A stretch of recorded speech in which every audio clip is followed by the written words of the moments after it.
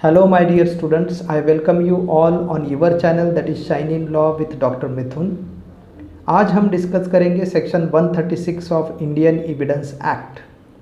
Now इस section में हम अंडरस्टैंड करते हैं कि कौन से एविडेंस को कोर्ट एडमिट करता है और कौन से एविडेंसेस को court at there discretion admit नहीं कर सकता है।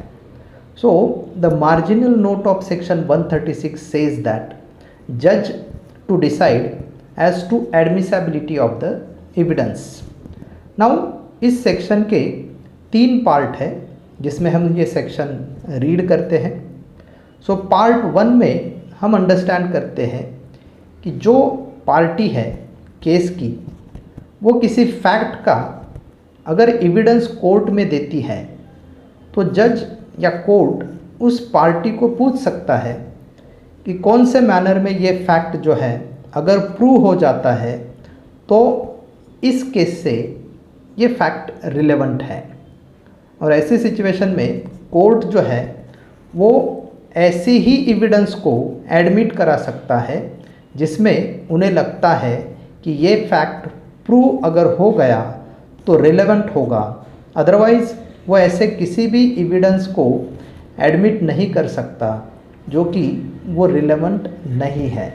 तो first part of this section says that only those fact which are relevant उसका ही एविडेंस कोर्ट क्या कर सकता है, अलाउ कर सकता है to be present before them.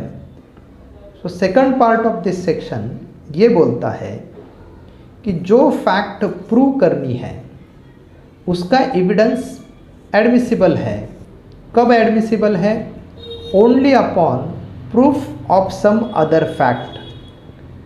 तो जो फैक्ट प्रूव करनी है उसका एविडेंस कोर्ट एडमिट करा सकता है, लेकिन कब एडमिट करा सकता है? जब आप दूसरे फैक्ट का प्रूफ वहाँ पे दे सकते हैं। तो ऐसे सिचुएशन में जो लास्ट मेंशन फैक्ट है वो फर्स्ट मेंशन फैक्ट का एविडेंस देने से पहले आपको प्रूव करना चाहिए बिफोर द कोर्ट, तभी कोर्ट उस एविडेंस को एडमिट करेगा, अदरवाइज कोर्ट उस एविडेंस को एडमिट नहीं करेगा। अभी इसके इलस्ट्रेशंस भी है जो हम बाद में डिस्कस करेंगे। तो तीसरा पार्ट यहाँ पे हम अंडरस्टैंड करते हैं कि अगर कोई विवादित तथ्य है और उस विवादित तथ्य की रिलेवेंसी डिपेंड होती है दूसरे विवादित तथ्य के प्रूव होने पर, तो ऐसे में जज उनके डिस्क्रिशन में पहले फैक्ट का एविडेंस दूसरे फैक्ट के प्रूव होने से पहले देने के लिए भी आपको बोल सकते हैं। अभी इसका भी इलस्ट्रेशन सेक्शन ने दिया है जिसको हम उसके साथ अंडरस्टैंड कर सकते हैं।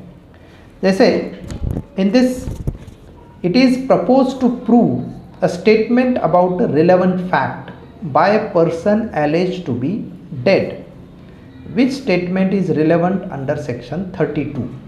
सो सेक्शन 32 जो डाइंग डिक्लेरेशन का सेक्शन है उसके अंदर अगर कोई स्टेटमेंट हम रिलेवेंट समझते हैं तो उसमें आपको ये प्रूव करना पड़ेगा कि जो पर्सन मर गया है, the fact this fact that the person is dead, वो वहाँ पे पहले प्रूव हो जानी चाहिए।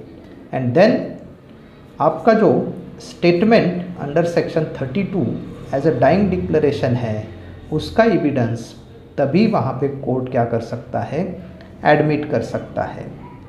दूसरा जो इलस्ट्रेशन इसमें दिया गया है वो बोलता है it is propose to prove by a copy the contents of a document said to be lost.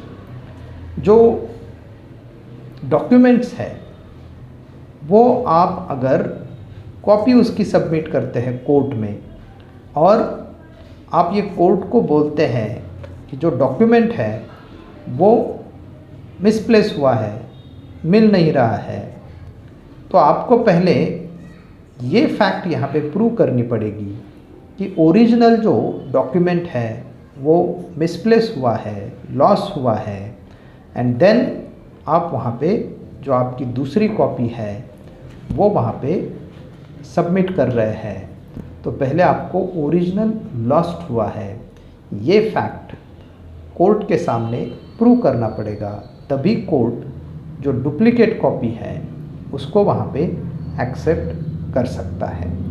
तो these are the illustrations what we understand from section 136 of Indian evidence act.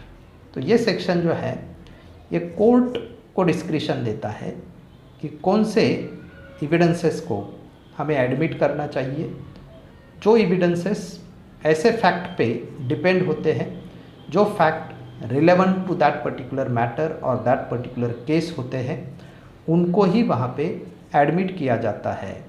जो irrelevant होते हैं उसको वहाँ पे admit नहीं किया जा सकता। तो ये 3 पार्ट में सेक्शन 136 जो है ये डिवाइड है, जो हमें जज as to decide the admissibility of the evidence इसके बारे में एक्सप्लेन करता है। आई होप ये सेक्शन आपको अंडरस्टैंड हुआ होगा। Thank you very much for watching this video. If you like this video please share and subscribe to my channel. Thank you. We'll stop here with this. Thank you very much.